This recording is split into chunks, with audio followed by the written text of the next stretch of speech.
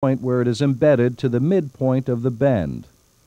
Next, rotate the hook until the point and the barb exit the bait. Continue turning the hook until the eye touches the initial entry point. Holding the bait in the same position, turn the hook 180 degrees so that the point and the barb can be inserted completely through the bait.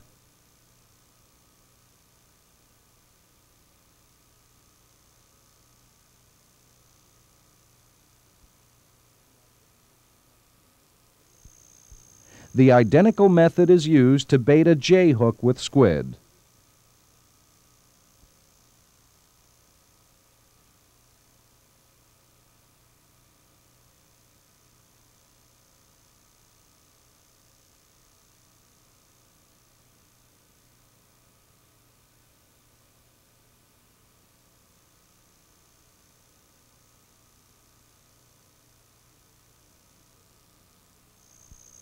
To bait a Japanese tuna hook with a sanma, the hook is first inserted into the hard or bony part of the top of the head. The hook is then pushed all the way through the head and exits at the throat latch at the bottom.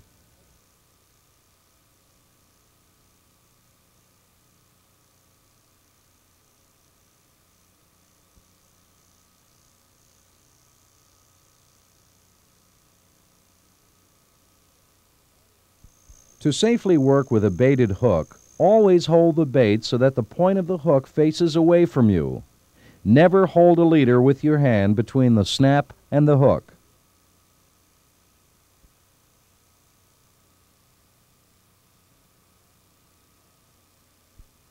Please keep watching for Part 3, Lindgren-Pittman's Longline Monofilament Visibility Test.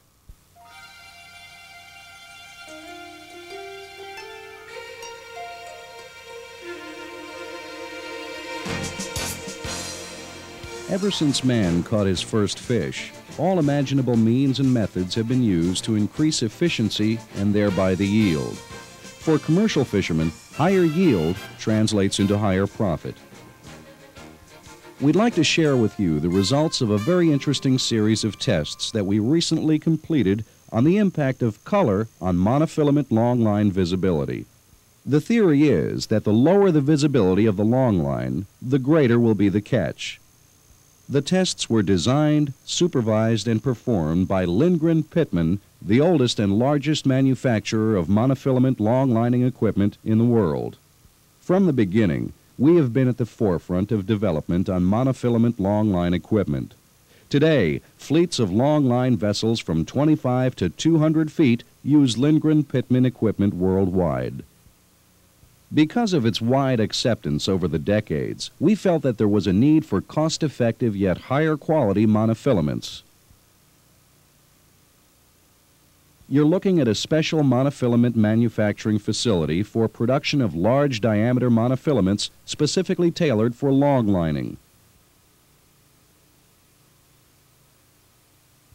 This is the only facility of its type in North America and is located in Pompano Beach, Florida.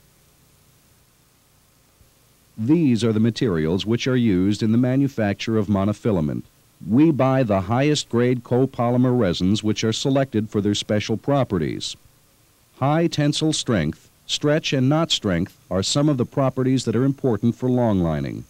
Years of research and development have been invested in these monofilaments, and each batch is tested and certified prior to its use.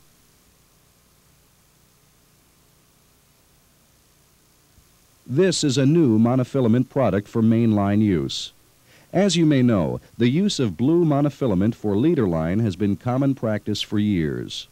This suggests that color could be important for mainline use as well.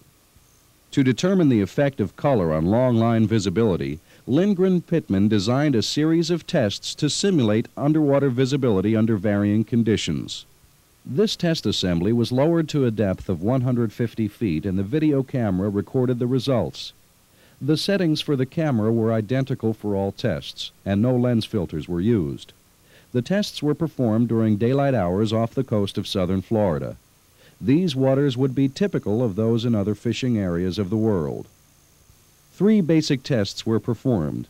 Please note that the camera's position in relationship to the test samples is fixed and does not change. The first test performed was with the sample frame down with the camera facing down. The camera was started and the test frame was lowered. The footage that you are seeing now was recorded during the entire descent to 150 feet. To save time, we have edited the footage to show just the key portions of the test. As you can see, of these lines, the lines which are dark blue are least visible against the deep blue water. This test shows conclusively that line color is an important factor in visibility. The other color samples, including clear or natural nylon, stand out in contrast and are much more visible. The second tests performed was with the test frame rigged horizontally and again lowered to 150 feet. During the descent, the TV camera's iris automatically adjusted to compensate for the gradual loss of light. Swordfish, tuna, and other fish have extremely large and sensitive eyes which compensate for lower light in much the same manner as the camera is doing. However, their eyes are much more sensitive and can compensate to lower depths and for night conditions with low natural light. These results are virtually identical to those observed during the first test, with the dark blue monofilament being the least visible. These tests closely simulate what a fish would see under similar conditions. The third test was run with the samples up and the camera looking up towards the surface. In this case, we are seeing the opposite effect, with the blue lines being most visible and the clear monofilament being the least visible. In our opinion, this test least simulates a fisheye view of longlines. This is because most fish are believed to view objects on a horizontal plane, similar to test number 2. The tendency for fish to feed horizontally is supported by experience that shows that bait at a specific depth will be eaten with very little catch above or below that depth. Based on these tests, we have concluded that the color of monofilament line affects its visibility underwater. The dark blue color is the least visible to fish which feed on a horizontal plane. This lack of visibility could result in improved fishing with higher yields. Lindgren Pittman can provide its monofilament products in a range of colors at little or no additional charge. It is just one more way that we achieve our commitment to produce and supply the longline fisherman with products to improve his efficiency in an increasingly competitive environment. Thank you for your time and thank you for your interest in Lindgren Pittman products.